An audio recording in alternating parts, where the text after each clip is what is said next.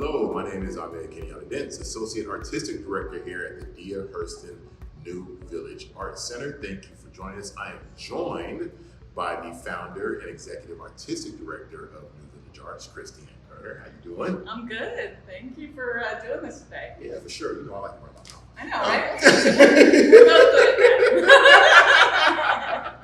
What we are talking to you about today as we kick off our 22nd season here at New Village Arts is our next production of Doubt. It is written by John Patrick Shanley and directed by Kristianne. It will start previews on September 22nd, opening night on September 30th, and then we'll run through October 22nd. So we just want to take a minute to talk to Kristianne about the play, and we'll dive right into it. Kristianne, officially kicking off the 22nd season of NVA. Why Doubt now this time? Yeah, great question. I mean, Doubt has been a play that I have had on my, kind of bucket list to direct since it came out. But this year in particular, I felt like, the whole core of the play, the whole crux around which the play takes place is on the difference between doubt and moral certainty, right? And how do we as a society, as a community function? And do we function through doubt or do we function through moral certainty? And I feel like we're also at this place right now in the United States where we have this same question happening. We have this very kind of divided society. We have all of these different things and both acting out of doubt can be very challenging. Acting out of moral certainty can also be very challenging. And so this play and this beautiful kind of 90-minute, no-holds-barred experience delves right into what those things are, what those two subjects are and how it plays out. The other thing that I love about the play is that it's a great showcase for really fantastic actors. It's 4 characters in the play, and they each have this very kind of amazing journey as characters. And so when you get really great actors in those roles, not only does the audience get to go on the journey of the play, but they also get to go on that journey as actors. Right, and right. So it's really exciting to be in the rehearsal room and to watch them work. And it's just this 90-minute thrill ride based around philosophy, really, right, which is interesting, right? It's all based around language, but it's thrilling. And so I really love that as well. It's like we get the elements of theater, we get being in the theatrical environment, but also it is a thrill based around words and ideas. Yeah. I want to get back to the cast, because the cast is amazing. I have some particular questions about the cast. Sure. But as we're filming this right now, you're early in the rehearsal, but second week of rehearsal? Yeah. The second week of rehearsal, is there anything that you're seeing or learning that's jumping out to you right now in the rehearsal process with this play at this point? Yeah, it's really interesting. I've actually directed this play differently than I've ever directed anything before because it's so based around language. So we're doing a lot of exploration around language that is, like I said, different than I usually base my direction around action. Right. And so this is a very kind of different approach, but it's been really thrilling to watch these actors work, watch their willingness to try a bunch of different things to find their way into these characters. And even like in the rehearsal last night, I felt like it was this like settling in to all 4 characters in a really beautiful way. And so, yeah, that's kind of the experience of it is so thrilling to watch these people, pushing themselves through language. Right. Going back to the cast, because we have an amazing cast, but part of your cast, you have 2 cast members who have directed and is going to direct plays in this season. So you have Dr. A.J. Knox, who is directing The 39 Steps, and you also have Kim Pappas, who is directing Fun Home. What is that dynamic, directing these 2 wonderful people who are directing 2 other plays in the season? I know, I had to laugh at myself because I actually didn't fully realize I had done that until after I did it. I was like, what did I just do? But I think I am an actor director. I have my master's degree in acting, but I started in that master's program as a director and then switched over to acting. And so that's kind of, I haven't acted in a few years now by choice, but I am an actor director myself. And so I think that probably I was attracted to that aspect of it, especially in a play that's so driven by thought and philosophy. And so it's been really cool to watch both Kim and AJ use both sides of their brain, because there is still an element, there's an awareness of the directing aspect of things, but then there's a complete openness to the acting side. So yes, I think that, and in addition, Sherelle Tyler, who plays Mrs. Muller, teaches the theater program at the Monarch School, and is an actor, and so we have a lot of this kind of people that do both sides of the theatrical experience. And again, I think it causes you to use different parts of your brain in a really cool way. Yeah. With a play like this, that is so much driven on thought, less on action, but more on thought.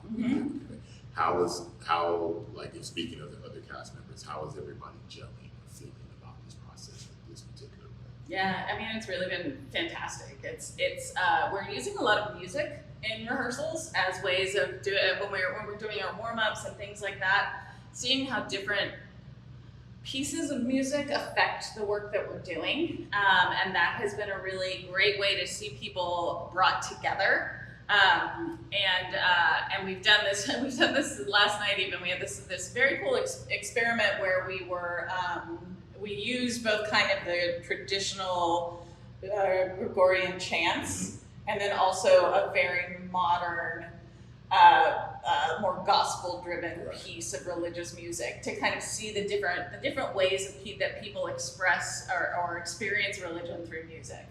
And so we're using music kind of as a guide as we do our warm-ups, as we do the things that get us into character, into this play.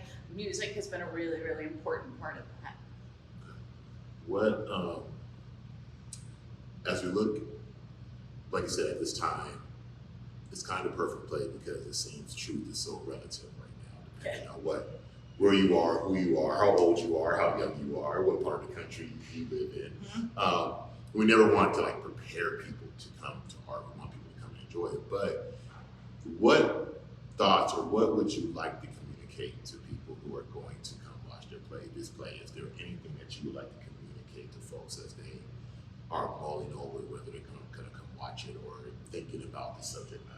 Yeah, I mean, I can guarantee it's thrilling. I mean, it's a thrilling ride in theater. That you sit down, buckle up, and go. Right? It's like 90 minutes and go. But what I also love is that not only that, but I would make plans to hang out afterwards, because you're gonna want to talk about it. You're gonna want to say, who is true, who's right, who's telling the truth, who's not, whose vision of this is right or wrong. And you're going to disagree with the people who attend with you, because I think everybody who attends is going to have a different idea of what happened in the play based off of their own experience, based off of their own knowledge, all of those things. And that's what I think is so cool about it, is that it's not just one of those plays that you go in and you experience and you enjoy it, and then you don't take off and it's fine. This is like you come and you experience it and you're like, wait, we have to talk. You're not going anywhere. We're going to get a drink, or we're going to get some food, and we're going to talk about this. And I think that that's such a gift, that you have this kind of extended experience of the play and of the story. So, what is your thought process in dealing with a work like this that has been made a movie as well?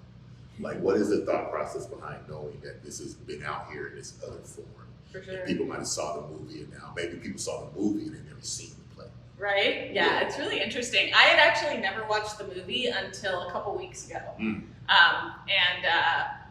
I wish I much preferred on stage. Right. I'll say that. I actually, the first time I saw Doubt was down at the Civic Theater in San Diego, and it was with Cherry Jones as Sister Aloysius, and it will forever be one of my favorite moments in the theater ever, because the way that she created this character of Sister Aloysius, the way that she told the story took us all on this journey in this huge theater. Like the Civic's like a 3,000 seat theater, and you have this tiny four-person play, and we were just transported by particularly her performance. And so that was like my first introduction to doubt, and I'll never forget it. Like, I'll never forget who I was there with. I'll never forget like what we did afterwards, how we talked about the play, the whole thing. And then I was also fortunate enough to see it done at San Diego Repertory Theater. Like Todd Salovey directed it, and I had a number of friends in that production. So it kind of continued this experience of the play. And then with the movie, it's also, I mean, you've got Philip Seymour Hoffman, you've got Meryl Streep, you've got Viola Davis. It's like, what a cast. Amy Adams. I mean, it's an insane cast in the movie. But for me, watching it in the movie is not as immediate or thrilling. First, Shanley had to take like this 90-minute play and make it work for a full film. And so there's additional things in it that I think honestly are not as thrilling as watching it uninterrupted in a theater, and we have a 100-seat theater, so like you're in it. And so I think that I hope people who saw the film do want to come and see it here as well, because I think you're going to have a very different experience of it, and have even more to talk about and discuss afterwards. Sounds like a plan. Right. As we wrap things up, I'll give you a second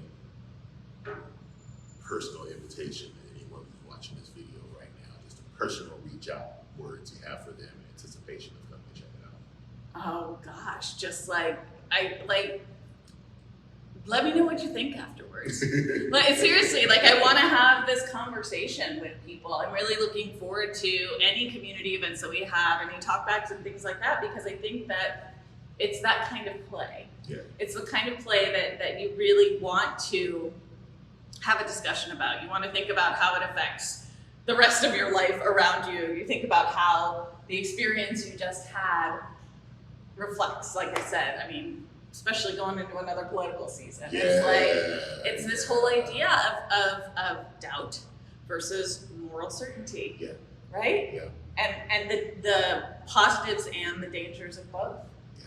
And I think that if we can take the time to really think about that, maybe it helps in a way. Yeah.